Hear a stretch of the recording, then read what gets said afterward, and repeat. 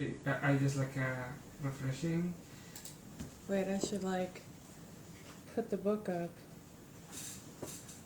I don't see nothing. It says that it's live. Okay. All right. Tell me if you can hear me. F5. Can you hear? Yes. Perfect. You're on the air. We're on the air. Well, welcome everybody to the digital book launch of Pekari, the Azure Fish. Of course, I have never done one of these before. I've never seen one of these done either. You have like a 10 seconds of delay. So I'm not sure. Well, anyway, I think we'll have fun. Yeah, so hopefully as people join in, they can ask questions. I am going to be reading some passages.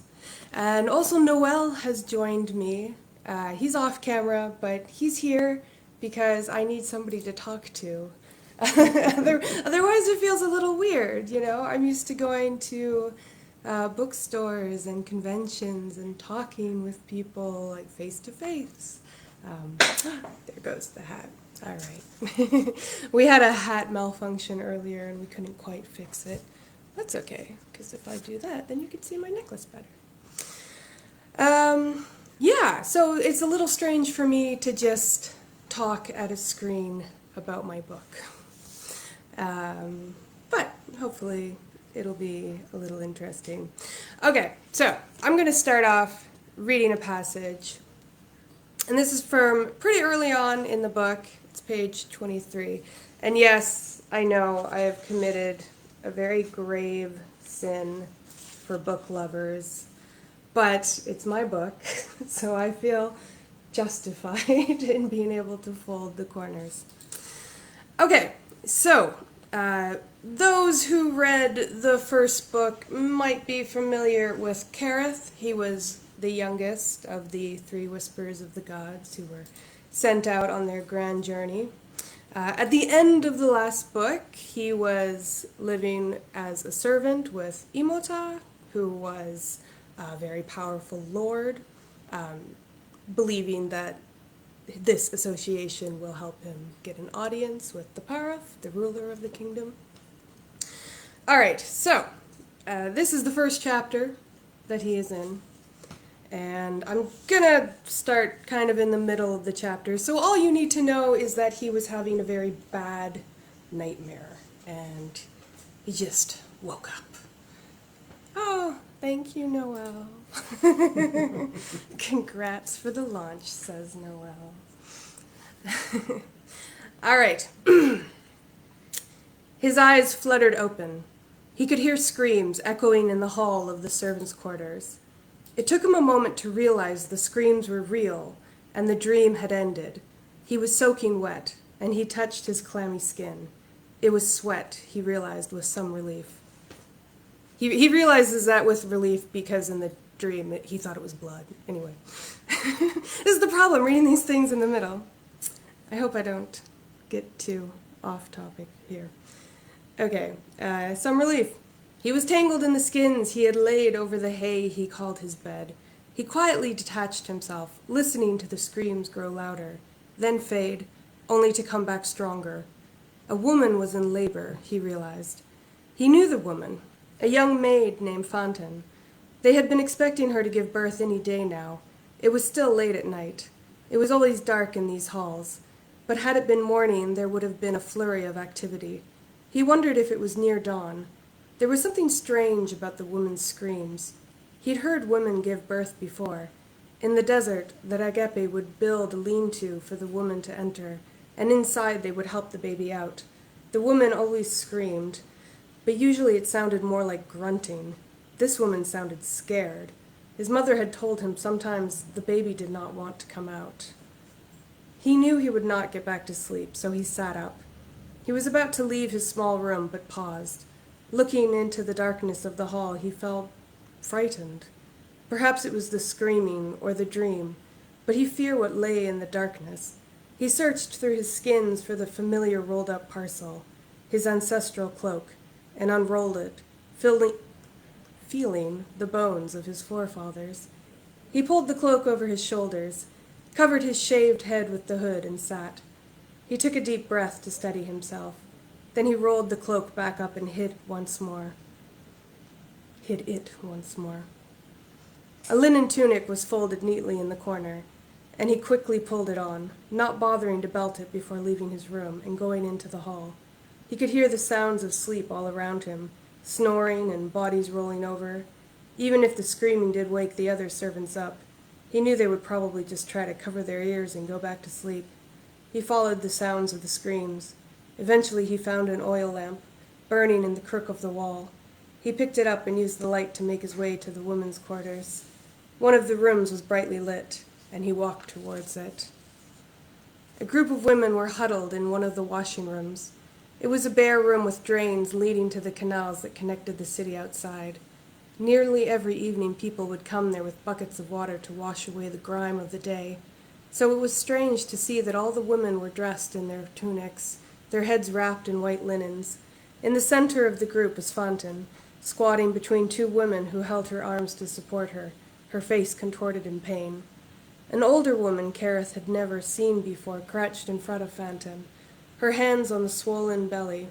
He was frowning, her hands feeling the bumps and sides of the woman. Of all the women, she was the only one who wore a braided wig, and her tunic was dyed a soft red. Kareth was shocked to see a steady stream of blood coming from between Fantin's legs. "I can turn the baby, but don't push," the old woman said as though she were scolding Fantin for dropping a tray of dates. "Kareth, this is no place for you." He heard the familiar voice of Mistress Anket and turned to see the robust woman shooing him away with her hands. Anket was in charge of the kitchen servants, but had become the unofficial master of the servants' quarters as well. She was pudgy from being able to snack in the kitchens all day while she ordered the others about. But she wasn't cruel. Whenever there was a problem, she was the only one people would seek out for help. Her plump face looked rather strained that night, though, and her dark eyes were rimmed and red. "She's bleeding," was all Kareth managed to say before Anket forcefully pushed him away from the room. She regarded him with kind, exasperated eyes for a moment. "The midwife will take care of Fantin. She knows more potions than you." She turned away, then stopped and turned back. "You can pray for her," she said quickly, and then went back into the room. Yes, he could pray to her. Yes, he could pray for her. But to what gods? Other than Zati Imota, the master of this house and the cousin to the Paraf, Anket was the only person who knew Kareth was one of the Whisperers of the gods. The land of Mahat regarded Whisperers as dirty heathens, and Anket had warned him to be careful no one discovered his real identity. He thought of going back to the small cupboard he called his room, but turned instead for the kitchen. Maybe he couldn't help deliver the baby, but perhaps he could make something to lessen Fantin's pain. He didn't really understand how a woman gave birth, but surely the pain felt from an injury was little different than one felt from childbirth. Kareth had earned a bit of a reputation as a healer. After a servant's leg had been crushed before the Paraf's coronation, and he had done all he could to ease the man's pain and save him, people often came to him after cutting or burning themselves as they worked.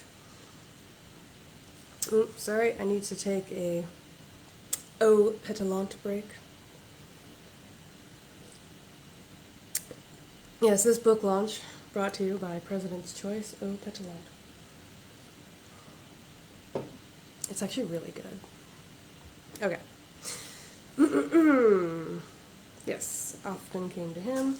He had learned a lot about herbs from watching the Ragepe as a child, and Tersh had taught him how to extract venoms from scorpions and lizards that could be used to ease pain. But he had learned far more since coming to Mahat. He saw firsthand what worked the quickest and the best dosages to use. "Learn," Tersh had told him before they had parted. Kareth learned something every day. He didn't expect to find anyone in the kitchen, but to his surprise, two bakers with shaved heads, wearing only loincloths, were stoking the fire while a young woman sat at the table. She wore the sheer white tunic of the servants who worked inside Imota's massive home. the fabric much finer than the scratchy tunic he wore. She even wore jewelry, a beaded necklace and a silver bracelet on her upper arm, shaped like a snake twisting around her limb. Normally, she wore dark eyeliner and amethyst shaded powder around her eyes, but obviously she hadn't reached that step yet. Her wig was also missing, and she only had strips of linen wrapped around her small head. I feel like I should just explain the wigs again for people who have not read the first book or just don't know too much about ancient Egypt, which Mahat is very much based on. Lice was a really big problem back then, so most people would shave their heads off, particularly the upper class or servants of the upper class. So they would wear a wig to look, nice. But when they didn't wear a wig, they would often wrap their head in linen, just, again, not to look weird, I guess. All right, on we go. Kareth knew her well, knew her slightly large nose and small chin. She was very thin and getting taller every day. He'd always thought she looked like a bird. Tahye. She looked at him with tired eyes, which widened in surprise. When he had still been working in the stables, he'd dreamt that the stable master would be kicked in the head by a horse. He'd told her only a few days before it had actually happened, and ever since then she, and many others, had avoided him. He didn't want her to run away. He missed their conversations together, so he spoke quickly. "You can't sleep?" She had a small cup of beer and a bread roll still steaming with heat.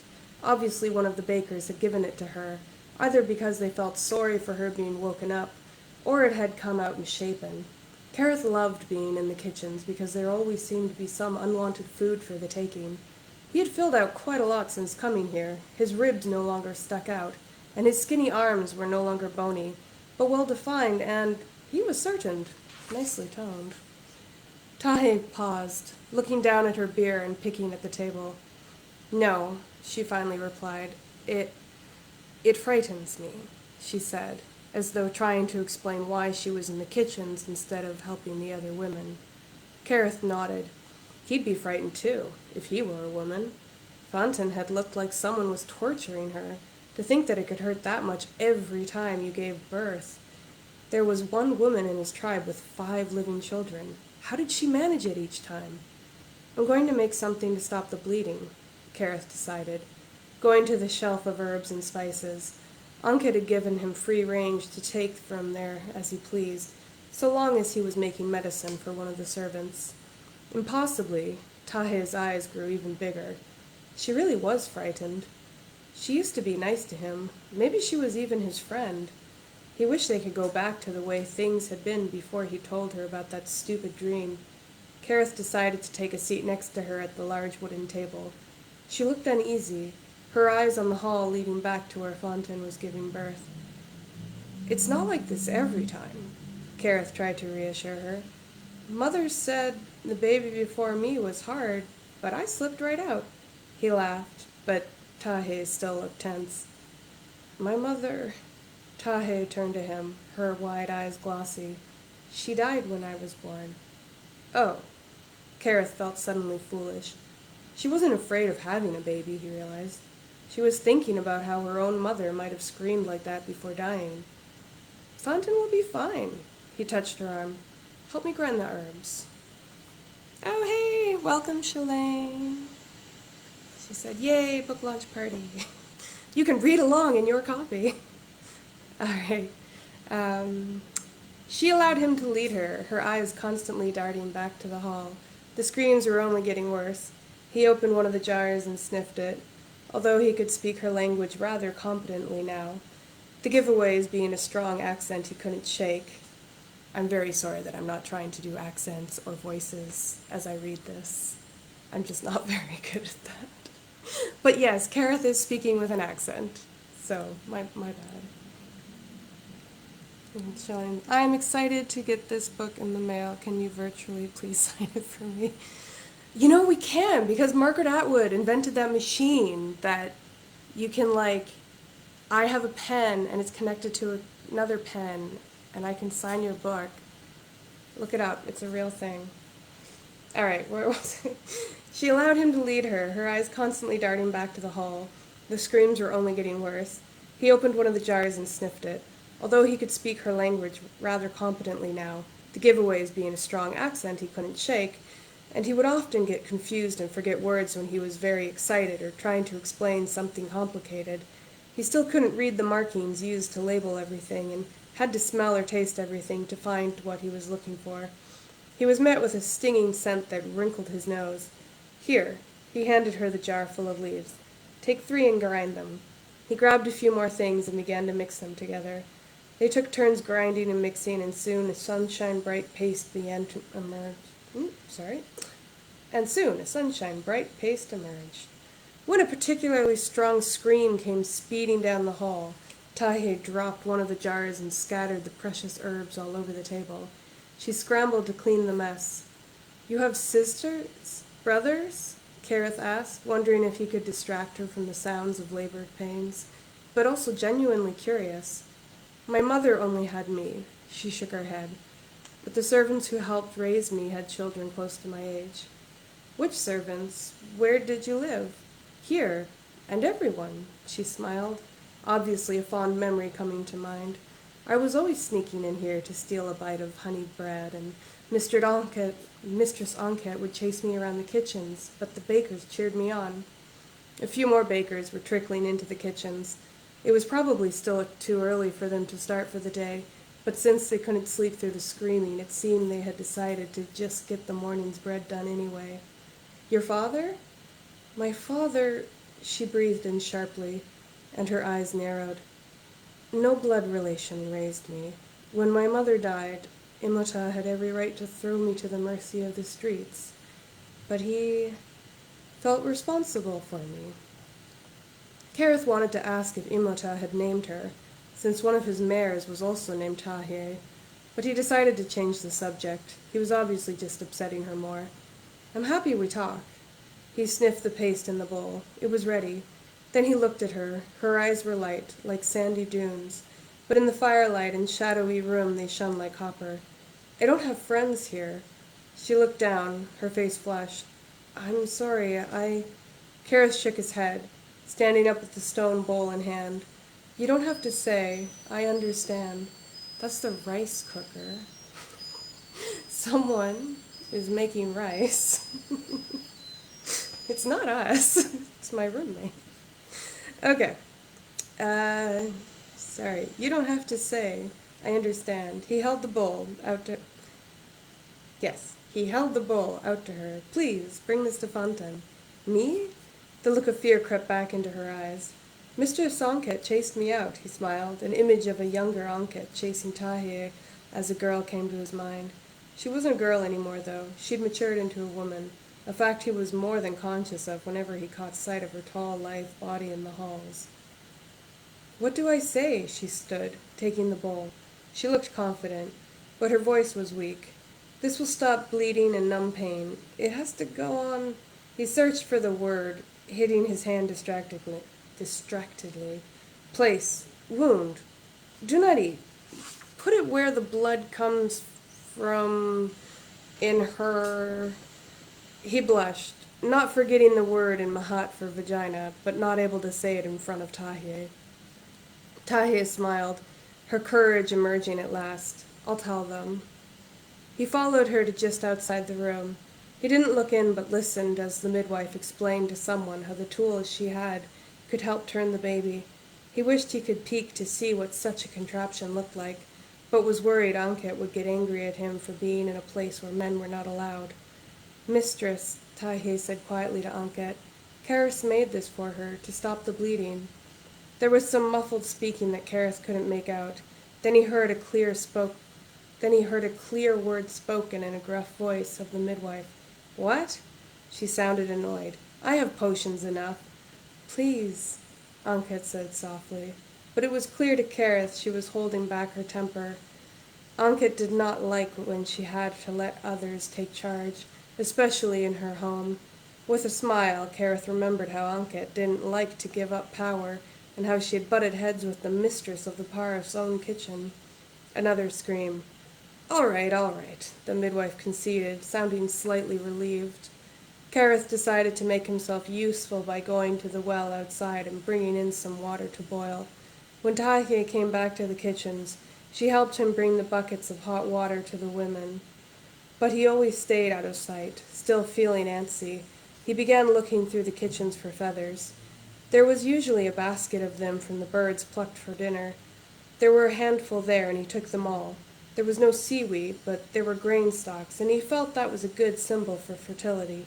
He began to plait them together, making a crown like the one that Agepe had given him before he had left the temple. He had lost it in the Hiperu River, when he had nearly drowned. When he was finished, he asked Tahe to deliver it. As the morning light emerged from hiding and the servants' quarters became as busy as an anthill, the labor continued. Either due to exhaustion or his medicine doing its job, the woman's screams turned into dull moans. Eventually, he heard the midwife triumphantly announce that the baby had turned. Kara thought that would be the end of it, but then she commanded Fantin in a loud voice. "Push," she ordered. "Your child is ready to come out." Tahe came out of the room, her face pale. She sat next to Kareth and they listened. He didn't notice her take his hand, but he felt her squeeze it hard when one of the women yelled, "I see it! I see the head!" There was a final grueling scream from Fantin and then silence. Kareth held his breath. Tahe squeezed his fingers so hard he almost jerked away from her in pain. Then the cries of a baby. A cheer went up in the room. Kareth and Tahe scrambled to their feet, and he finally dared to look back into the room. Bright morning light was coming in through the narrow windows, and they could clearly make out Fantin now, lying on the ground, one of the women kneeling behind her to cradle her back. The crown of feathers and wheat was looser on Fantin's arm. The midwife was holding a child so small that Kareth couldn't believe it would grow to be a man, for it was a boy. She cradled a fat, strong, screaming baby boy. Fantin looked beyond exhausted. She was pale, and the linens were falling from her head as she lay in a pool of her own blood. But she... Blech. Get very tongue-tied. But still, she weakly held out her arms. The bleeding, he realized with a shock of relief, had stopped. They wrapped the babe in clean linens before handing him to his mother. His cries turned to quiet gurgles, and Fantin began to sob. Many of the women were crying, and Kareth was so surprised to find his own eyes burning uncomfortably. "It's so beautiful," Tahe whispered. She was still holding his hand. "Aw, young love." And they are very young. And Kareth is 13, Tahe is like 14, 15, around this time. But back then, in the Bronze Age, it'd kind of be considered more like older teenagers, almost adults, in fact. That's kind of the fun of this story, is trying to capture the Bronze Age and recreate it with my own twists. All right. So there's a few things that I wanted to share with you that are not just me reading. But, all right, so this is a little journal. Basically, when I start writing a book or whatever, I keep a journal. This is not a journal for Pekari. This is a completely different novel that I was going to write, but it was set in the Bronze Age. And so I was doing all this research on the Bronze Age, and I found this entry, and it's from the 6th of March, 2013. So this is basically when the idea came to me, and I thought I could just read this entry because, I don't know, I just can't believe it was so long ago. All this research about the Bronze Age, specifically its end, has made me really want to write a novel about a mythical Bronze Age. I drew a rough map at the back, and I'll show you this map.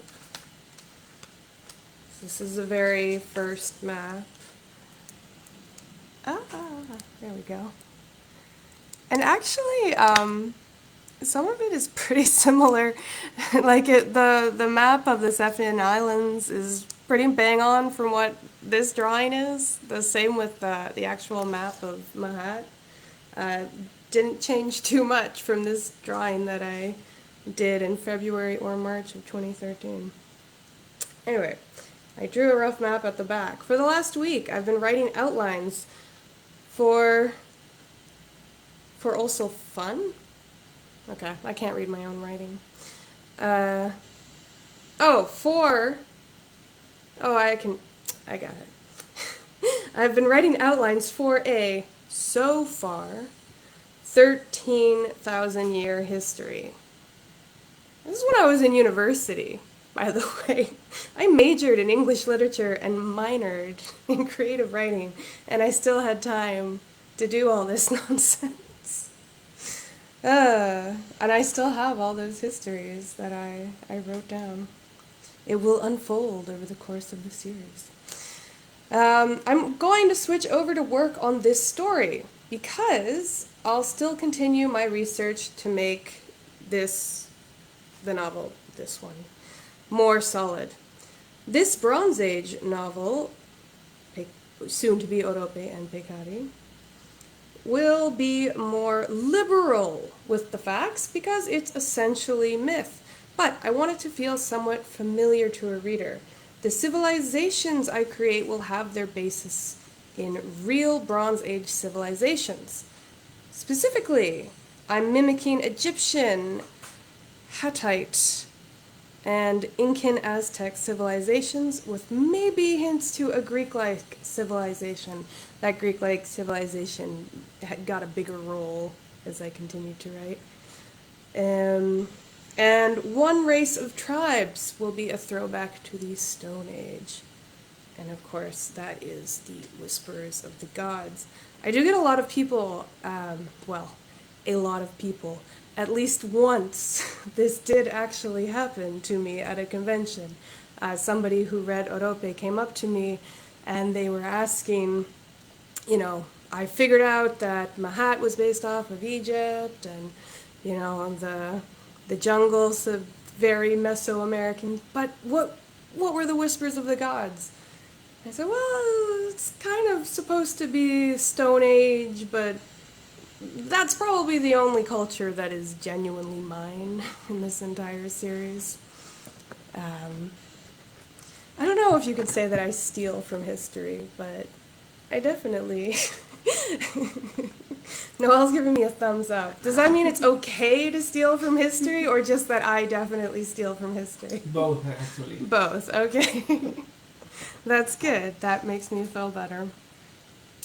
All right, now, I have another journal. So this is the journal that I keep for the Whispers of the Gods, for Orope and Pekari and future novels.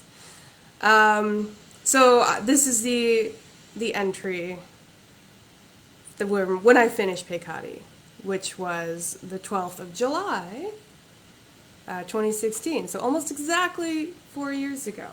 So original idea 7 years ago, finished writing it 4 years ago. I actually can't read this entry because it's full of spoilers. But I guess it's just good to mark that date. All right. I wanted to show off Noel's awesome Orope t-shirt, but then he forgot to put it on, so I'm going to send Noel. So Noel is maybe the most amazing person in the world, and certainly the most amazing partner. He has gone to, I'm pretty sure, every single book signing I've ever done at a bookstore. I think he missed one day of one convention, but other than that, he's gone to every single convention with me. So if you have met me out in the wild world of books, you've definitely met Noel as well. And he had this t-shirt that we made for him with the Orope logo on it. And we were going to make him a Pekari shirt for this summer's book launch, but as I'm sure you're well aware, very strange things have been going on in the world, and getting together in public spaces with large groups of people is not such a great idea anymore. So we didn't get him the Pekari shirt made, but here he comes. But he still has this. It's weird because this is not a mirror image on the video, so I never know which arm I'm putting up. Yes, so... We need to make the Pekari ones. Yes, that's what I was just saying. Yeah. That the only reason why you haven't gotten it yet is because of the pandemic. But we will. You're going to have a collection of every single shirt by the end of this. I won't say how many shirts that will be. I mean, it all depends on whether or not people want to read any more of these books, really. Although I will say that definitely this is a better book. I know a lot of authors have trouble picking one book over another, but no, trust me, Pekari is a better book. You know why, though? It's because Orope and Pekari were supposed to be one book when they were, like, I wrote them together before I went to, can you hear me? Oh my god, I haven't been seeing any of these messages.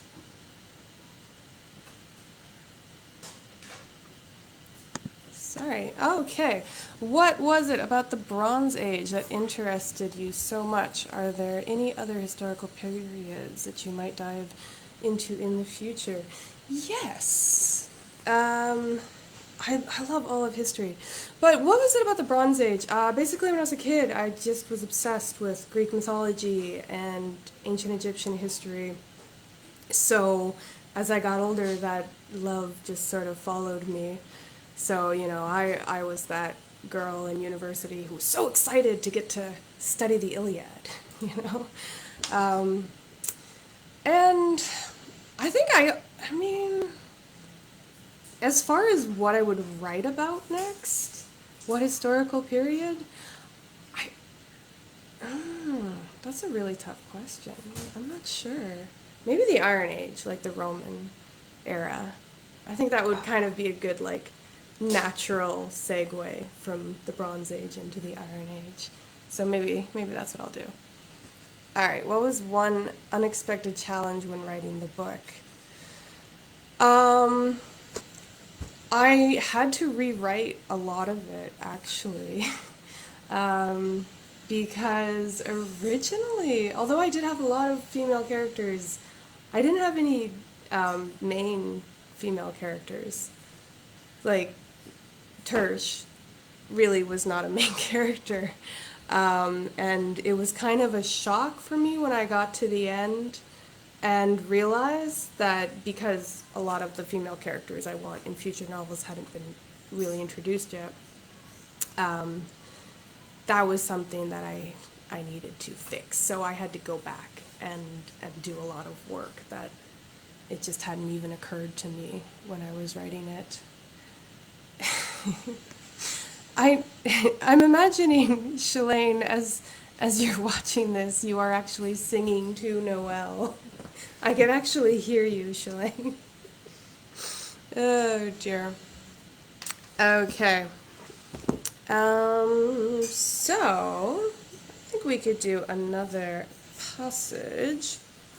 I have a much shorter passage. Speaking of, you know, female characters in this novel, the next chapter I want to read is a Tersh chapter. And, just a minute. Alright, so, going back to Orope at the end of that book, Tersh had made it to Hatute, and you know what, I'll just show you on the map where that is. Ooh, there we go, Hatute. Wait, maybe it's better, yeah, on this one, because then you can see this is where Kareth is, so that's the last chapter I just read, and woo, Tersh is up here. Okay, so at the end of the last book, she ended up in Hatute. She went to talk to the kings there. There are two kings because of this crazy civil war that's been going on for like 200 years. Um, basically. And yeah, they were not impressed with her telling them to, you know, end the Civil War and embrace the old ways of the Whisperers. So they threw her out. And at the very end, she met this man named Tuthalia, who saves her life. And she ends up meeting him again at the beginning of Pekari. And the two head up through the mountain pass. And that's actually the title of this chapter, The Mountain Pass. And yes, another page that I have folded over. It actually did hurt me when I was folding these. But I couldn't, I don't know, it felt like I needed to. Like I needed to take out some rage on this book. I don't know. Okay, so they're in the mountains together. And Turish has noticed that a mounted lion has been following them, and she's decided to do something about it. "I'll kill the lion today," Turish said to Tuthalia as he woke up the next morning. Turish had already broken her fast on bread and salted goat and had wrapped her skins up tightly. She stood by the dead fire, holding her spear firmly in her hand, her eyes set on the place where the pair of starry eyes had disappeared the night before. "The lion?" Tuthalia's voice had the gruffness of morning, and his eyes were half closed. He stretched under his heavy wool blanket, yawning. "What under the moon god's gaze are you talking about? What lion?" "The lion that's been following us." Turish's face was stern. Tuthalia sat up, still rubbing one eye. "You mean there was a lion stupid enough to follow your little bloody trail?" "All beasts are stupid," Turish smiled. "Ah," Tuthalia grinned. "You think mountain lions are stupid. You'll end up dead if you think so. Don't forget," she pointed her spear at Tuthalia, "I bring you its pelt, and you bring me safe to Nesete. And its meat. Don't forget its meat." That's Tuthalia at the end. I should do voices, I know. But I don't think anybody really wants to hear that. All right. In the desert, they hunted lizards and big scavenger birds. Hunting those meant you had to be able to, as the saying went, hit the jasper in the sand dune. Hunting a big cat was different.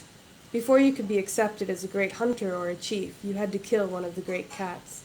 Either the leopard in Mahat, the jaguar in the gray mist of the jungle, or the mountain lion in the Kerala Halgepe. When she was still a girl living in the sea Mahat, one man decided to hunt the leopard. Turish and the other children her age had followed him from a distance, even though their parents had told them to keep away. This was a sacred moment for the man. They didn't care. They had all made spears of their own, small sticks with barely sharpened ends, dreaming they might see and kill a leopard of their own. They watched in eagerness every time the man found some trace of the leopard, and they would go and look at what he had found once he had moved on. A patch of trampled grass, trees that bore claw marks, or four-toed paw prints and tracks of mud. The children had been giggling and playing hunter right up until the man had found the leopard. They had watched from the treetops, silently cheering the man on. In the end, the leopard wounded the man and ran away, and the man limped back towards the tribe, his hung head in shame. The other children ran back ahead of him, bored with the game. Turish was the only one still around when the man stopped walking, leaned back against a tree, and closed his eyes. Turish watched in confusion as blood pooled around him and his breathing stopped. Most returned victorious and would wear the skull of the cat they had killed. Turish had never intended to go hunt one herself. She was content with the small game that kept her family alive, but now she felt the same nervous excitement she had that day as a girl, only now she had a real spear.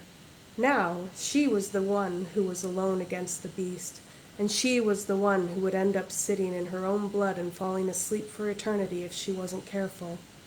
Finding tracks in the mountain was not as easy as in the lush Simahat, where the ground was soft and the vegetation easy to disturb. If it weren't for the dead goat, she would have no proof there was a lion following them. She frowned at the stripped corpse, at the white skull which emerged from the torn flesh. It was the same as the skull she had pulled out of the cauldron. She's referencing the very first chapter of the first book. That's how they choose what land they went to. They reached into a cauldron and she pulled out the skull of a ram. I should have picked the horse, she thought. But of course, she hadn't really been given a choice. She had gone last, and all that was left was Mataway and death. If the lion was eating goat, she wasn't sure why it was stalking them. She knew cats liked to play, or maybe it was curiosity. She didn't know what thought was worse, the lion wanting to eat them, or wanting to kill them and leave them to rot on the mountain slopes. She'd always wondered if the leopard had returned to eat the man, or if it hadn't even cared enough to finish the job. She heard the tiny pebble fall down the sheer wall she walked beside. If it hadn't fallen, she would have never looked up, never seen the tense shoulders and claws curling over the edge of a landing just above her. Tersh and the lion held each other's gaze just long enough for her to realize she ought to lift up her spear. The lion pounced and Tersh let the spear loose. Her throw was good, strong. The spear hit the lion, dug into the skin beneath its arm, slid between its ribs and went far enough to hit its lung. But a lung wasn't a heart, and the lion wasn't dead. She rolled away as the lion landed where she'd been. She heard the snap of wood and a yelp, and when she turned back she saw the spear had broken in half. The sharp end was still sticking into its body through its armpit. It stood on only 3 legs to keep its weight off the injured one, but the lion still roared and looked as fierce as ever. Tersh felt a coldness that did not come from the wind. The lion was back on its haunches, and Tersh was crouching as she turned and looked around wildly for anything that could help her. She saw a rock. She grabbed at it, and her movement made the lion pounce. This time, Tersh was too slow, and the lion tackled her to the side. She felt claws digging into her shoulders, but before the lion could bite down, she brought up the rock and cracked the lion on the head. The lion roared. She hit it again. The lion swiped at her forearm, cutting her skin, but she hit it again. The lion hissed and jumped off. Tersh scrambled to her feet, her eyes locking on the broken end of the spear, the splintered wood jagged and sharp. She lunged for it and felt claws rake across her legs. She fell next to the spear, grabbing it and trying to turn to face the lion as it leaped, placing the butt against the mountain wall as she felt the weight of the lion fall against her. The lion roared in pain as the jagged end of the half-spear stabbed the cat in its stomach. The lion tried to back away, but Tersh grabbed the spear end still sticking out from under its arm. It began mewling pitifully, its strength draining as it continued to swat at her. But each time its paws became weaker. They locked eyes again, and the emerald eyes that had seemed so menacing in the darkness now looked frightened. She pushed the spear end in as far as it would go before hitting bone. She wanted the cat to die quickly, for its pain to be over that very moment.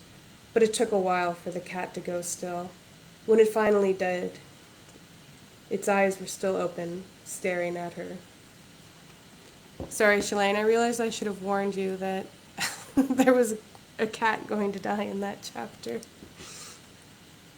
I like that. I think that's the first chapter I got to write where Tersh got to be, like, a total badass.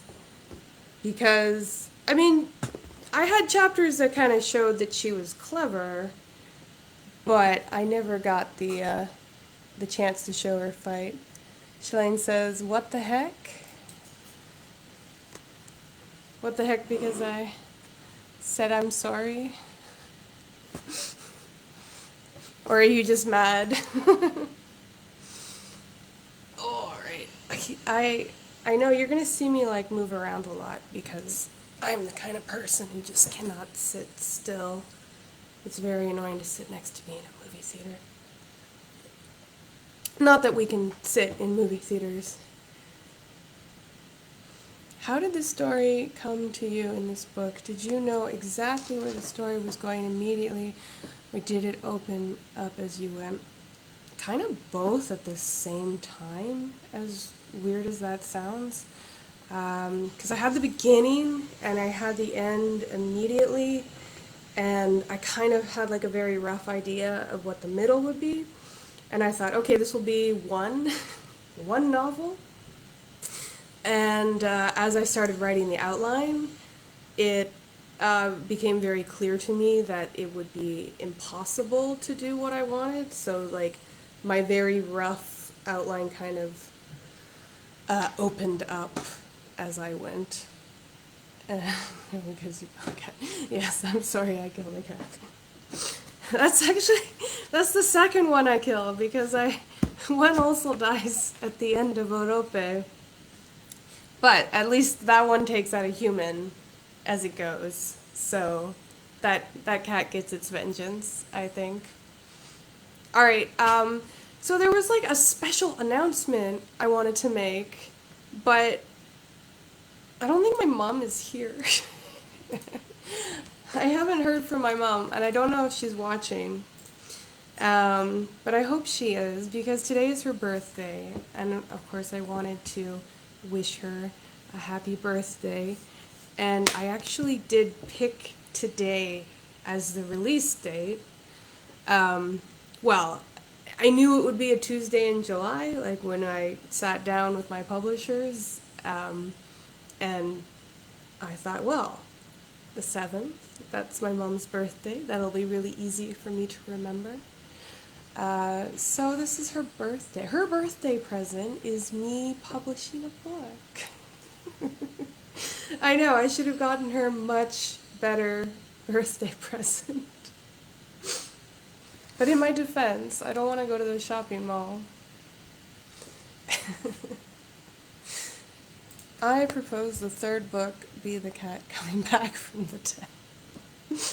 I've actually written the 3rd book, or I have written a rough draft of the 3rd book. You know, I'm still in the editing process, so there might be room for the cat to come, and maybe both of them could like join up in the underworld and then rise up and take control. I'd be kind of down for that. And it'd be a good twist, you know? The readers wouldn't see it coming. So we can do that. Oh, thank you for all the birthday wishes for my mom. I hope she is watching.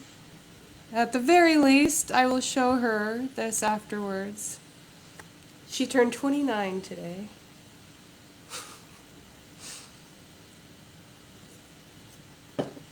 Okay, so next on the agenda, I recently, as in on Saturday, had Pekari featured as Book of the Day on their website, which was a really amazing experience because the onlinebookclub.org, and I'm going to say this for any potential authors who might be watching this now or watching this in the future. If you are looking for a really good, mostly inexpensive way of marketing your book, you should check out this website. They have a huge amount of visitors to their site, and when they feature books as books of the day, those books get so many comments, and like, I took a screenshot of it because I was so excited. Now let's see if I can find that screenshot. But while this whole thing was going on, my book shot up on the Amazon Bestsellers list. So this was the top that it got to. It's now falling steadily. But it got to number 9 in historical fantasy, which is super exciting for me to be in the top 10 of historical fantasy, because that is the main genre of this book. So super cool. Number 3 in Greco-Roman myth and legend fantasy ebooks, which I'll take. It's more Greco-Egyptian, but that works. And it, well, there were two separate lists for like on the maybe the real proper super list was one of my favorite authors, Christopher Moore, and he was number 5. And so I felt like I had just a little. But yeah, that was his was in the paid books and mine was in the free books because it was on a special promotion that day. And it got to number 22 in epic fantasy. So that was really cool. Orope did not make it past the top 100 in any list. So that was really exciting to see. Yeah, so what I'm trying to say is that they featured my book as book of the day. And I got a lot of really amazing comments. And so I thought it might be fun to kind of go through some of those. Also, if somebody is watching this who actually has no idea what Orope or Pekari is and just kind of wants to get like a better impression, these are reviews reviews that come from this amazing website. So it's just like regular users who are looking for good internet books. And I'll actually, because I don't know how to put links here, but I'll put the link to this in my next blog post, which will be on Tuesday, because I put a new blog post every Tuesday on my website, guineverelee.com.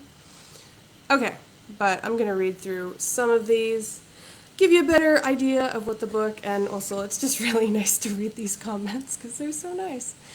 Okay, Butterscotch Cherry said, based on the hashtags and Amazon blurb, this is the kind of book I might check out and read. I will probably read the rest of it because I enjoyed learning about the mountain and would like to know more. Yeah.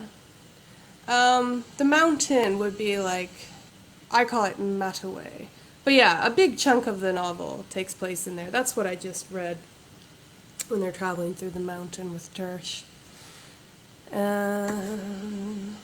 Yeah, and she said that she wants to read the book. All the comments that I'm about to read are from people who specifically said they would like to read this book and have purchased a copy as well. This is from Aubrey Lewis. She said, the overall appearance of the book is clean and a bit pleasing to the eyes. I really like that. Clean. Yeah, I wanted it to be simple, I guess. You know, I gave input for this cover. I drew the original doodle. I didn't do the actual final, digital art. That was done by, I want to say Megan before I find the name. Yes, Megan Dillon. The amazing Megan Dillon. She is responsible for that nice, clean cover. Jen has a question. Do you listen to music while writing? What's on your playlist? Yes, and I actually literally have a specific playlist for this novel. I'll tell you. Wait. Let me get it. All right. Go to my playlist, go down to the bottom. It's the very last thing there, The Whispers of the Gods. I have the Dark Knight Return soundtrack. It's an amazing soundtrack, and it's really good mood music. And I love James Newton Howard. He has like this really nice, like, dark atmosphere. Definitely the kind of thing I was going for with this book. Also from James Newton Howard, the King Kong soundtrack is on this playlist. Less embarrassing, but maybe far more beautiful, is the Snow Falling on Cedars soundtrack by James Newton Howard. All right, it's mostly James Newton Howard, but one album in particular, which was like the first album that I heard like while I was writing Orope, and it just connected with me. It's called The Golden Age by Woodkid. And I've probably listened to this album 500 times while writing. It's just so good. I don't know. I know it's called Golden Age, but it gives me this like super like Bronze Age. There's actually one song called Iron. Maybe he was going for a kind of like Romanesque feeling, but I don't know. There's something that just feels super Bronze Age about it, and I love it. All right. Alexander asks, what inspired you to become an author in the first place, and who would your role model be? The answer to both of those is my mother. Okay. No, but seriously, it is her birthday. But she's the reason that I am an author. I came to her one day when I was 10, and I said that I had all these ideas that I wanted to make into a movie. And maybe because she knew I also liked to write short stories sometimes, or maybe because she couldn't afford to buy me a video camera, she convinced me that it would be a much better idea to write a novel. And I was 10 years old, and it was like, literally a light bulb went off atop my head, and I knew that that was right, and I never questioned it. I never stopped writing, never stopped wanting to publish and share my writing. But if you were asking who my role model as far as an author would go, it definitely has got to be Tolkien. He just has such a love of language. If it wasn't for Tolkien, I probably wouldn't have taken studying literature and linguistics so seriously, but that's been a big passion of mine. And also just world building in general, and making maps, and creating different cultures, also stealing from history. I'm not the first person to do it. Tolkien was hugely influenced by Anglo-Saxon culture. So yeah, I think Tolkien for sure. All right. I'm going to take another sip. Okay. I think I'm going to read another passage. So, we've looked at 2 of the Whispers of the Gods so far. Now, I want to talk about the odd man out, and that is Samaki. I have a review for Orope somewhere that's questioned Samaki's appearance in the novel. They were very confused about why Samaki was there.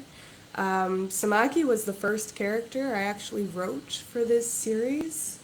Originally, it was never going to be told from the point of view of the Whisperers. It was just going to be from the people meeting them and interacting with them.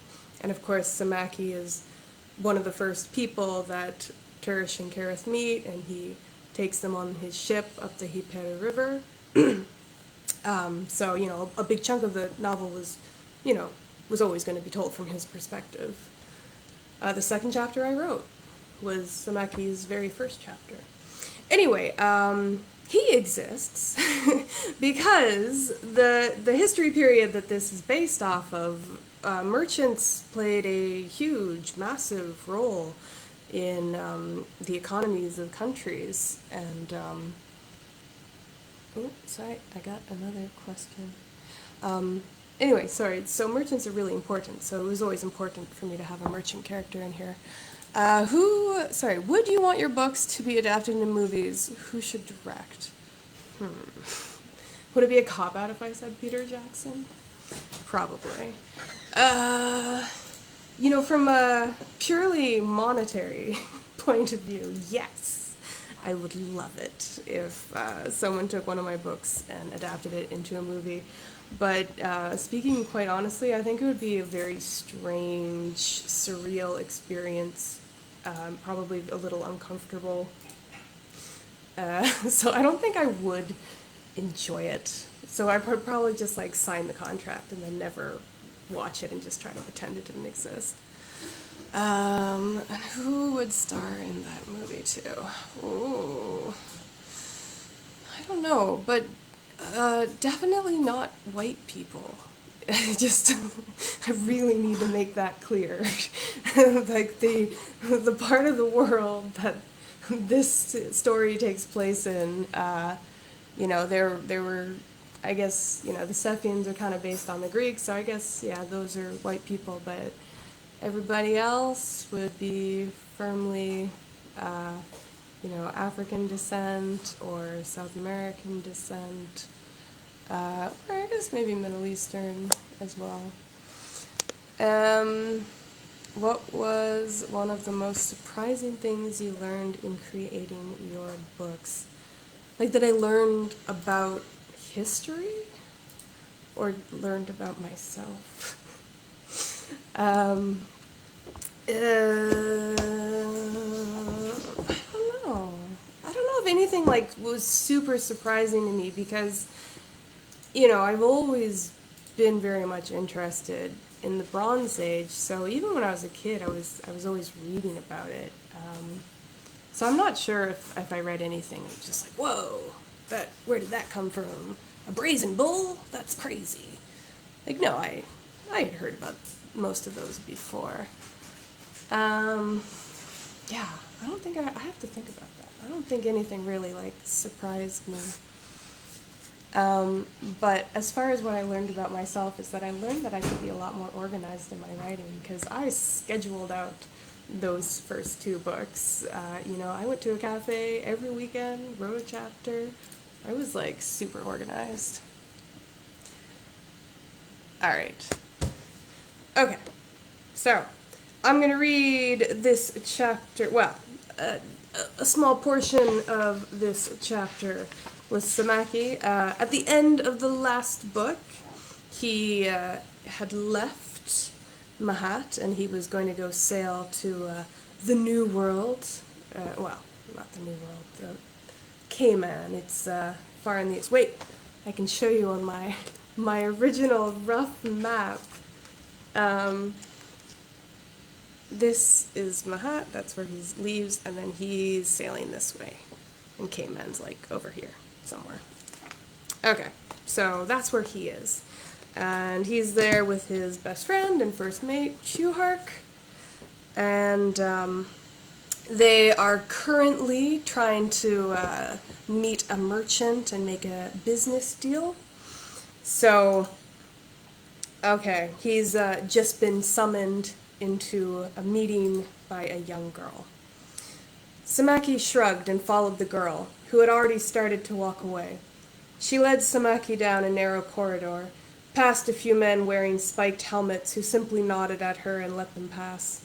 Finally, they entered a small room, and Samaki was surprised to see a single woman sitting alone. The room was nearly empty, save for a low, black table. The woman sat on a mat on the floor, her knees folded beneath her, and her back straight. She wore the same heavy robes as the girl, though hers had been carefully arranged around her so that Samaki could see she wore countless layers. She could only see a slash of color from each one, but could tell that they were all rich silks carefully dyed and embroidered. The woman had the same long black hair as the girl, but was different in every other regard. Samaki had no doubt this woman had power. She wore a veil, but Samaki could see she had the calm, confident look of a woman who was used to having her orders obeyed. She held out a hand. I promise it's just dry in here. I'm not sick. Okay. Does anybody else feel like super self-conscious every time they cough or sneeze now? Sorry, I gotta rearrange. Again, I can't sit still. Okay. Where was I? No, really, where was I? Samaki had no doubt this woman had power. She wore a veil, but Samaki could see she had the calm, confident look of a woman who was used to having her orders obeyed. She held out a hand, her tiny fingers just poking out of her wide sleeves, and the girl quickly scuttled over to her, handing the woman a long pipe filled with ready. The girl backed away and stood next to the wall, her head bowed and her hands held in front of her. The woman lifted the veil from her face, and Samaki was mildly surprised to see that she did not look like a Canaanite. Her skin was ivory in color instead of dark amber. Her eyes were almond-shaped, her nose much smaller, and her brow barely pronounced at all. She looked like a doll carved from bone, or she did until she lifted her head ever so slightly. Even as she sat on the floor, she managed to look down at him with contempt. "Who are you?"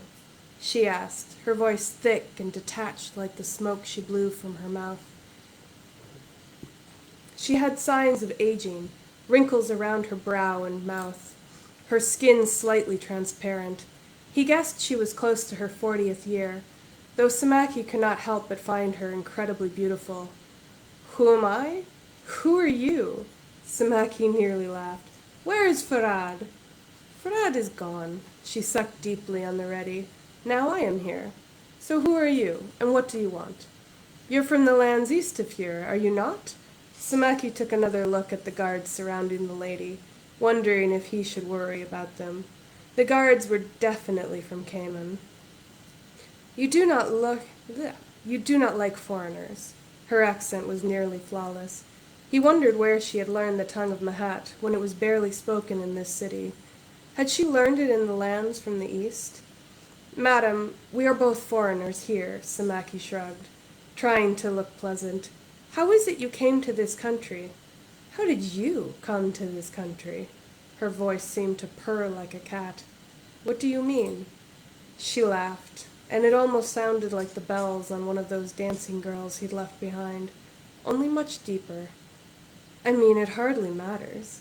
We are here now, we are talking. It matters not how we came to this point. It only matters what we do from this point on." "Well then, what do you mean to do?" Samaki narrowed his eyes. "Only my business. Here in Cayman, the men are merchants or soldiers, traders or killers. They have no time for this city, no time for economy and politics. Here in Cayman, it's the women who rule the city and the men who defend it. My husband owns all that I have, but I control it. So it is I you speak to.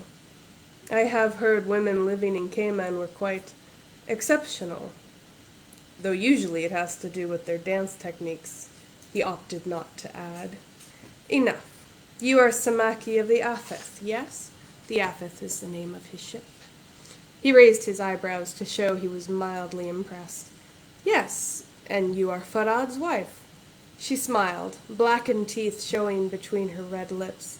She quickly held up the sleeve of her dress to cover her mouth, the tips of her coral nails just peeking out from the many folds of fabric. "I told you, Farad is gone. They call me Tetsu. You will too. It means carp in the Eastern tongue." "What is a carp?" "I thought you were a sailor." She took a deep breath of her ready, blowing its smoke into his face. He caught a strong whiff of it, stale and yet somehow spicy, and started to cough, but pounded on his chest until he quickly recovered. "I'm a merchant. I know the weather. The sea is its own mystery. But now I imagine this carp is a type of fish." "It is a fish. Sometimes golden, sometimes silver. Once a year, the carp sheds its scales and flies the souls of the dead to the stars, and there they swim in the river of light." She lowered her sleeve, a different smile on her face now. This one was with her lips closed firmly together, the corners of her mouth wrinkling slightly. Samaki was suddenly reminded of a shark with black eyes and a mouth that hid countless rows of teeth. "And is that what you do? Once a year you shed your scales and take to the sky?" She reached out, tapping her ready pipe against the small bronze dish,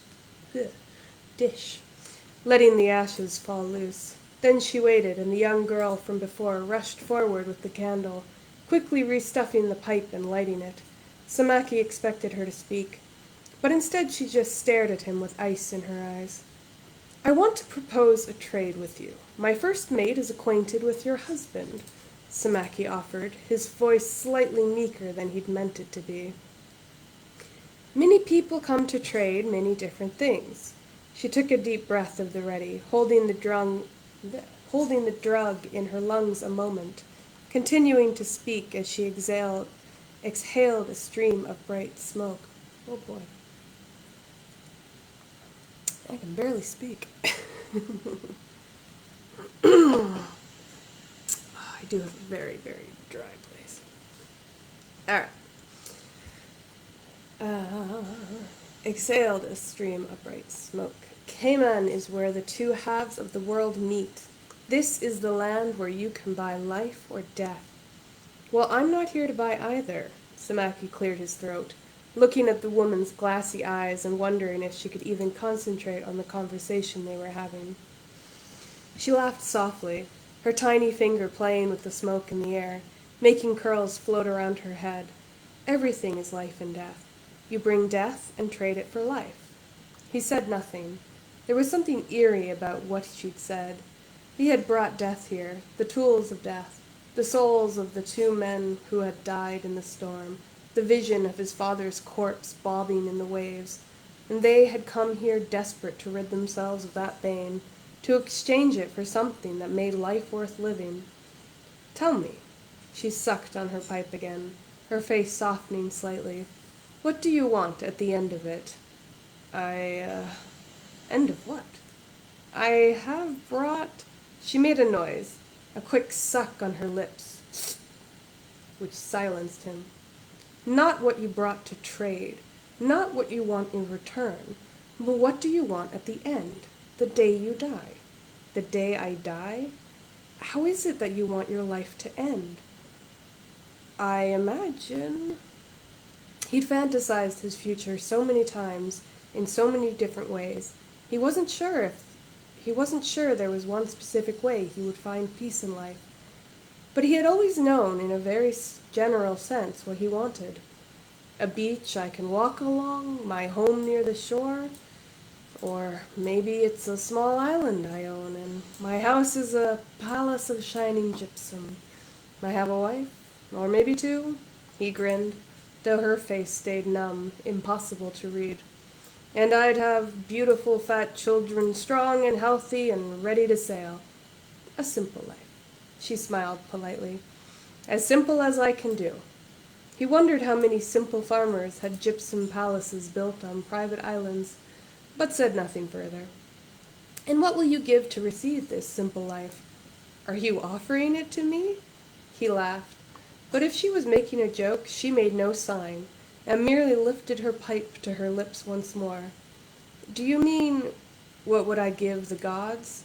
Yes, the gods. If a god came before you and told you this life could be yours, what would you give in return?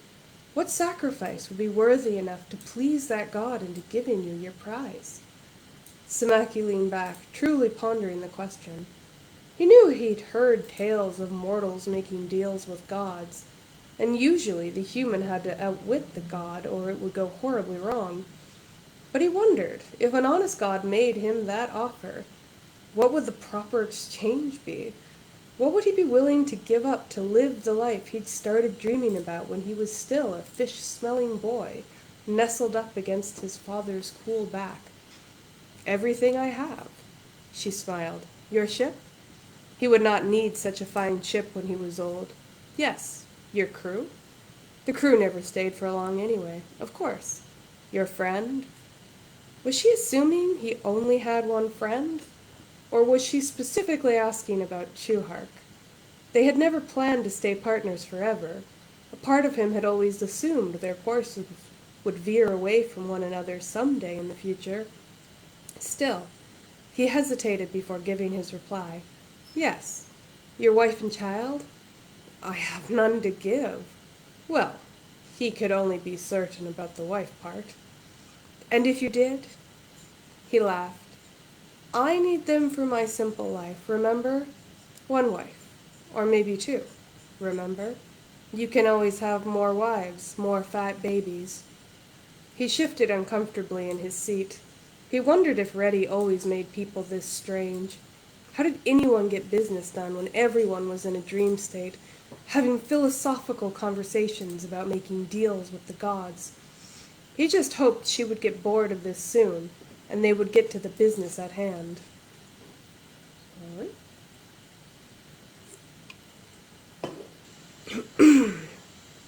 Fine. Take a wife. Take a baby. I give everything. Do I get my simple life? She shrugged. You should ask the gods. He waited as long as he could, then stumbled over himself to speak. I have brought many riches from the lands of Hatute, Nepata, and Serepti. What kinds of riches? She demanded. Precious stones, weapons. He smiled as he answered. Weapons, she said thoughtfully, taking another draw ready. What do you want in return? Food, he said simply, and she smiled again. This time she did not hide her black teeth. Ah, deal is made, but some deals are not what you think they are. Alrighty. So, sorry, I was reading those comments and then I got distracted by questions. There were more of those that I wanted to take a look at, if only to thank the nice people who wrote all these wonderful things. I like this one. At first sight. Oh, sorry, this is by, actually, I'm not sure how to pronounce it, Damis or Damis? D-A-M-I-S. At first sight, I was not particularly attracted to the book. I mean, at least he's honest, right? The review I read, however, managed to catch my attention. So thanks for that nice review.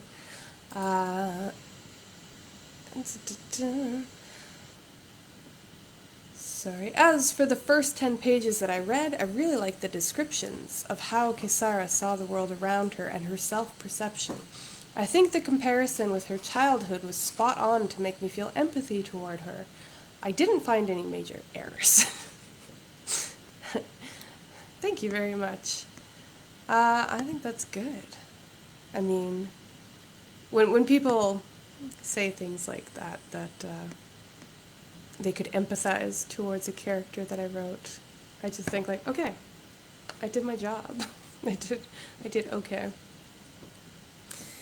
So many of these comments are just like, you know, at first I didn't really think that I would like this. Elvis Best says, based on the genre of book, I would not have read it because I'm mostly into nonfiction books. However, reading the first 10 pages has changed my mind.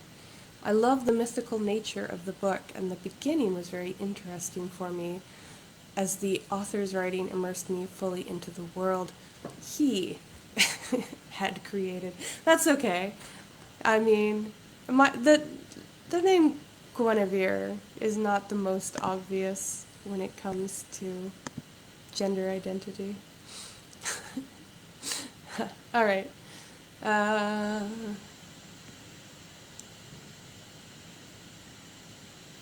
So this is from Susmita Biswas. I apologize if I'm not pronouncing your name correctly. This just makes me laugh. The cover and the title is confusing, and it doesn't clarify anything. It doesn't have a blurb. No, it doesn't. Which is something that I didn't even realize until, like, maybe now, this very second. You know, you always pick up those, like, novels. I'm gonna grab one with my shelf.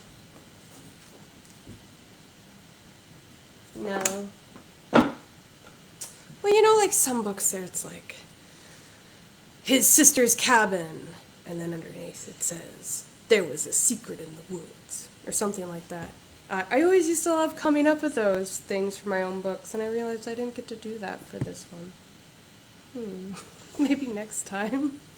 What would be a good blurb for my book, Noel? Blurb? Just like a sentence, like an exciting sentence to put on the cover to make people want to read it. now with 100% less child sacrifices?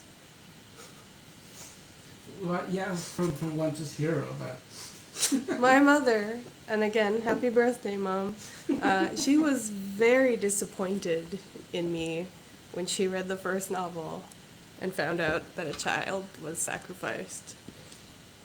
I've apologized many times. she's still not happy. Yeah, but I don't have a blurb. Alright, let's see if I can find some more nice comments. I mean, honestly, most of these, like 99% of every comment I received when it was book of the day was nice. And like, the quote unquote not nice ones were just like, this doesn't interest me, pass. So, I can deal with that. Shrabasti said, the cover is appealing, but the blurb seemed too long and didn't make much sense at this point. She's talking about this on the back, which, I don't know, should I read that? Pekari the Azure Fish is the thrilling sequel to Orope, the White Snake. Orope introduced historical fiction fans to a unique fantasy world inspired by Bronze Age history and mythology. Pekari takes them further, going to new kingdoms and introducing new characters. The gods are still angry, but the whispers of the gods are closer than ever to saving the world from a terrible flood. Can you guys hear that siren? I live across the street from a fire station. I don't think that blurb is, like, confusing. I mean, maybe, like, then it goes into, like, what the characters are kind of doing. So, yeah. I mean, it says, Kareth is still working for the powerful Imita. So if you haven't read the first book, you're going to be like, still working for him? I mean, when did he start working for him? I get that. So maybe that's what she was talking about. Anyway. I didn't write the part that I just read. I just want to state that. That was written by the publisher. All right. Mu W Shiri. Mao Shiri. I'm guessing. All right. Initially, I would have passed the book since I thought it featured something to do with fish based on its title. That is a fair assumption. However, I changed my perception after sampling a few of its pages. I loved a lot about the book, a factor that compels me to read it wholly. Thank you so much. I wish she would tell me, like, what she loved. People do that a lot, which is alright. I mean, it's awesome to get any kind of comment, but they'll just say, like, I loved so many things. I'm like, what things? Like, I would like to know. And then I can do more of those things in future books. All right, Momiji 1987 says, I enjoyed all the political intrigue in this book. Thank you. The Kasaras and the fight for the throne as queen is so intricate. Yes. I know quite a lot of people commented that in the first chapter there are a lot of names. But in my defense, a lot of the names that she's remembering are like her childhood friends who are dead. So it's not like you need to remember anybody she's talking about from this first chapter. You just kind of got to know that she's really old and most of her friends are dead, and she's surrounded by distant cousins who really want her throne when she dies. As Momiji 1987 continues, this Kasara is old and waiting to be queen, but she's pessimistic that her 90-year-old mother will allow that since she's still alive. Yeah. Doesn't that suck? Like, you're so old already, but your grandmother is just like unnaturally, your mother is unnaturally old. I mean, if your mother was the queen and you were a bitter princess who really wanted to be queen. Yeah, and she said, I like the history and the world the author built. This is a really great novel for fantasy fans. That's a really nice review. Oh. Are we still there? I'm not sure. The screen went black on my side. Can you still see the feed? I just have like Is it loading? Yeah. Okay. Well, hopefully people can see me. I mean, it says I'm live, so. Yeah, and also like I am receiving with like a 20-second delay, so it is hard to know. You're on a 20-second delay. Well, I guess everybody is. No, well, yeah, but it's kind of funny because you're like sitting across from me. So like I mean, when I receive the signal, you're already 20 seconds from live, so. So book 1 is a snake, book 2 is a fish. What animal will book 3 be? I suggest cats.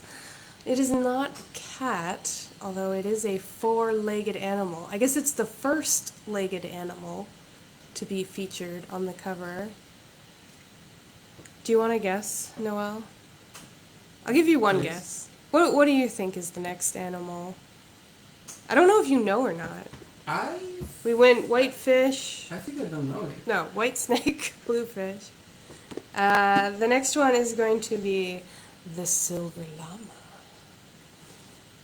And actually, a few of the comments were asking, they're like, okay, the title is like cool, but what does it mean? Is there a fish named Pekari? These are the names of constellations, and actually this is a constellation. You can see the stars, and the lines obviously connecting those stars are just the imagination. Actually, I think I have a little doodle of the constellation by itself, if I can find it. I got a lot of little doodles in this journal. Here we go. All right. These are my original drawings of Orope and Pekari. So you can see like the image I drew, but that's like the dots. Oh my God, can you see the dots in the line? That's like what the constellation would look like without the picture, right? So anyway, these are constellations, and it's basically a 12-year zodiac, and they use the constellations to say what year it is. So the first book is the year of Orope, the second book is the year of Pekari, and the third book will be the year of Inko. So that's why in the first chapter of Orope, when the Ragepe are making their predictions, they say, you know, in the year of Orope there will be a flood, or in the year of Sakabe there will be, I forget what they said. Is it bad that I forget? Anyway. But that's what they were referring to. They meant like when this is the main constellation, and that is the year that we will be in. Okay. I don't know if I have time to read more of these comments or if I should do the final passage that I have.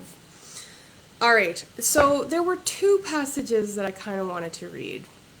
Of course, because I've already read a passage for Kareth, Turish, and Samaki, it would only be fitting to do one of Shadi, since he is the 4th main character. But the passage I wanted to read has a snake in it. And my mother, whose birthday it is, happy birthday, Mom, she does not like snakes. Which actually, Mom, don't run away. I'm not doing it, but you should probably write down these page numbers. Wait, where does it start? So from page 122 to page 124, just skip that. So I might come back and read this like right at the end, because it's a little bit shorter, and then my mom can escape and not have to listen to me talk about snakes. So as a backup, I have another chapter featuring Tersh and Tuthalia as they make their way to the through the mountains. And actually there's That's the map where they are at this point in the book. They started in Atite, and they're in Chalgor in this. How much is it bothering me that I forgot to do my nails today? Actually, I didn't even think about it. That's my roommate. The one making rice. Alright. So, basically they have come to this valley called Chalgor, and it's devoid of life, and it's covered in a very thick mist. Alright. So, as the day grew warmer, the weather seemed to improve. Improve? No. Improve. The cloud lifted, not enough for the sun to shine through, but they began to see clearly some distance away from them. Tersh saw something sticking up from the flat land, and as they came close, she realized they were ruins. Among what must have once been stone houses, now just piles of rubble scattered between long dead trees, they began to see the skeletons. They were brown and weathered. Some seemed to have remaining scraps of clothing on them. Some had been half buried in dirt, and others had become so disseminated they no longer resembled humans. Many of the bones were broken. On the skulls she saw gaping holes and understood where the stories came from. It did, indeed, look like large, heavy objects had fallen on them, crushing them. For this many to die at once, it must have been the gods.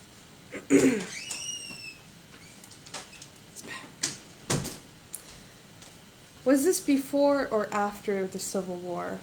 Tithalia frowned. Before. It must have been. In every tale I've ever heard, this valley was a dark, shadowy place. Why leave them like this? Tersh stopped and looked at the countless bones around her. You should not bury the cursed. Come on. He pulled the ram along. He had to urge it forward. The animal looked nervous. Its ears and tail twitched uncomfortably. Yeah, they're using a ram as a... oh my god, an animal of burden? As a pack mule? Ugh, I should be better at words. Okay. The bones of the curse are powerful, Tersh said, a shiver running through her body. Leave them be, Tithalia said dismissively. I'm not the only one who thinks so. She trailed off, her eyes picking out one skull. It was whole, with no cracks or holes like the others, and had been placed on top of a large boulder. It stared at her with hollow eyes, its teeth grinning. She moved towards it. Tithalia looked back. I said leave them be. The dead don't mind, Tersh said absent-mindedly. It's not the dead I fear. The gods, then? Tersh looked at him, a mischievous grin on her face. The gods? Tithalia looked at the cloudy sky, shaking his head slightly. No, it's living men I fear. There's no one here alive, save you and I. Tersh took another step towards the skull. No one you can see? Tithalia looked around warily. People either fear cursed places or worship them. Let them worship, Tersh said, reaching out for the skull. I have my own gods to appease. She hooked her fingers through the eye holes and yanked the skull off the rock. She half expected the skies to completely darken and lightning to strike the ground, but everything remained as it was. She looked back at Tithalia with a shrug, feeling strangely disappointed. I guess no one's worshipping today, Tithalia frowned. Let's just go. Tersh smiled as she looped a rope through the eyes and tied the skull to her belt. You and your skulls. Tithalia shook his head in disbelief. The bones are where the living's power resides. Why else do you think the bones last longer after all else has rotted away? I don't care. The dead should be left as they are, especially the cursed. Tersh almost laughed. I never realized you were so superstitious. You're covered in bones, head to toe, Tithalia remarked. Yeah, she is, by the way. She's wearing the skull of a mountain lion on her head, and she has a cloak that's like covered in human bones. So she looks she's quite the sight. to see. Tuthalia remarked. I'm not the superstitious one. I'm the practical one trying to keep you from getting us into trouble. They continued on, the sound of loose stones crunching under their feet filling the silence around them. A cold wind moved in from the north, and Tersh wrapped her cloak around herself. More clouds began to roll over the mountains, and soon there was a soft drizzle chilling them. I thought it was summer. Isn't it supposed to be warm? Tersh asked through chattering teeth. Not in a place like this. The scream cut through the air like a knife through flesh. They stopped, looking at each other and then around the empty surroundings. The fog lay behind them, blocking the ruins from sight, and the way ahead was just as impossible to make out. The scream sounded like it had come from every direction at once. A bird? Tersh asked. We should move faster, Tuthalia said, slapping the backside of the ram, and they took off at twice the pace. The scream came again in a different voice, and soon others joined it. They weren't screams of fear. They sounded like animals calling out a warning. They sounded angry. There was no doubt in Tersh's mind now. The screams were undoubtedly coming from humans. They couldn't tell from which direction. They echoed around the valley, either becoming louder or simply being joined by additional wild calls. They were practically running, the ram trotting alongside them and snorting in agitation, when they saw the figure standing in their way. He stood surrounded by the mist, the only thing visible to them. He was small in stature, thin and emaciated. He was naked, his body caked in mud, and only the wind knew what else. His hair and beard were unshorn and wild, sticking out in all directions. Bones and twigs weaved into the mess. His eyes were wide, shocking white against his dark face, and he held a rudimentary spear at the ready. He pointed at them with crooked fingers and spoke. His words sounded more as if he was spitting and coughing rather than using a real language, but Tuthalia listened intently. What's he saying? Tersh raised her spear in anticipation of the attack. Although Tuthalia looked relaxed, his hand was tightly gripping the hilt of his sword hanging at his waist. I don't know. He shook his head, looking as though he were entranced by the man. What is he? Tersh didn't know if she should turn and run or attack the man. She rocked on her feet uncertainly. I don't know. Tuthalia unsheathed his sword and took a step forward. He shouted something in the Matawega tongue. The figure in the mist grunted, seeming to understand, but in reply he simply laughed, a cold, rattling noise, and with a sudden scream he ran at them, his spear raised high, eyes wide and tongue protruding with menace. The man might as well have been a wild animal running at them.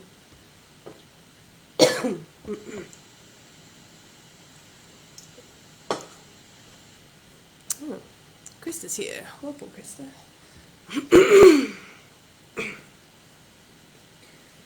Oh, dear. Alright, where are we? Take the ram! Tuthalia pushed the lead into Tersh's hand and moved forward to meet the man. The man jumped in the air, stabbing with his spear, and Tuthalia was easily able to deflect his weapon and step aside. Then he went to strike the man, but instead of turning to continue the fight, the man kept running, and was soon lost in the white surrounding them. They both looked around uncertainly. The only sound was the ram stamping its hooves with unease. Come on, Tuthalia motioned, and they continued forward, speeding up so they were nearly running. The ram was becoming more and more agitated and brayed loudly. Another scream cut through the emptiness. This one was closer. And suddenly another man appeared from the mist to their right. He was just as wild and unkempt, but he swung a heavy wood club over his head. He ran towards Tersh, who aimed her spear at the attacker. But while holding the ram with her other hand, she couldn't throw it with any accuracy. Just as the man reached Tersh, Tuthalia stepped between them, his sword coming up and blocking the large club as it came down. His bronze blade lodged into the heavy dark wood. He tried to use the purchase of the blade to wrench the club away from him, but the man held out, twisting and turning, pulling and snapping his teeth at Tuthalia. Tersh was reminded of a crocodile twisting in the waters, thrashing around until its prey is dead. The weapons came apart, and just like the last man, this one turned, ran, and quickly disappeared. We can't stay here. Tersh looked around nervously while the ram bucked and threatened to pull away. Which way? You had to touch the damn bones, didn't you? Tithalia glared at Tersh, and then turned to the mist surrounding them and yelled something in his own tongue, which Tersh didn't understand, for from but from the tone it sounded like a challenge. They waited a moment longer, Tithalia catching his breath from the scuffle. Then he turned and took the lead of the ram back from Tersh. The beast seemed to calm down as soon as its familiar handle had returned. This way, Tithalia muttered, still looking around with unease and agitation. Then he suddenly stopped. Before them, multiple figures emerged from the fog. They were all men, equally filthy and wild as the two who had run at them, crazed feral looks in their eyes as they advanced. Tersh looked behind her and saw the figures emerging there too, surrounding them. There would be no running, and there were far too many to fight. She just ended there, right? What a cliffhanger! No, I'm gonna finish this section. It's like half a page. Tithalia shouted again, brandishing his sword in the air, and in return the men raised their spears and the circle began to close around them. Tersh held her spear uncertainly, not sure if she should throw it or keep it to defend herself. There was a chance, there had to be a chance, that they could escape this with their lives. The goddess of death wouldn't abandon her here before she had a chance to complete her mission, unless she had already failed, unless she was supposed to convince the kings in Hatute, and when she didn't, as the panic began to creep up her throat as a scream, one of those advancing on Tersh stopped suddenly and began to point at her, speaking in an excited voice. As more and more of them took notice of the one man's panic, a wave of disarray engulfed them. Tersh was too stunned to move at first, and then she realized they weren't pointing at her, but to the skull hanging at her side. She took the skull in her hand, quickly untying it and raising it high in the air. At once the men collapsed to their knees, moaning or muttering to themselves, groveling before the hollow eyes that stared at them. "You are right, they do worship it," Tersh smiled triumphantly. "Give it back, then," Tithalia hissed. "Do you really think that's a good idea?" Tithalia looked over the crowd of men, clawing at the stones as they knelt down. He shook his head. "Maybe not." He yelled something at the men in his own tongue. A few of them howled in fright, and then began to move aside, creating an aisle in the circle of men for them to pass through. They didn't wait. The moment a wide enough path was created, they moved quickly, dragging the ram along with them. Tersh looked back once and saw the men back on their feet, silently watching them slip into the fog, and then they were hidden from view. This particular place that they're featured, or that is featured in this novel, originally didn't have a name.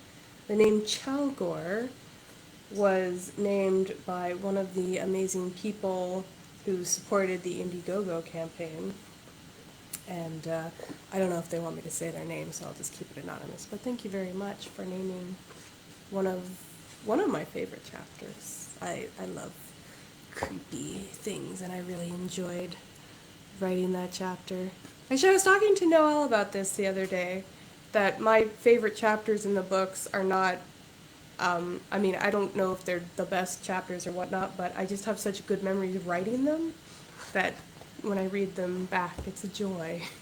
You know, those are the chapters that I didn't have to suffer over, that the words erupted from me like the muse. All right. So, 15 minutes, is that enough time? Okay.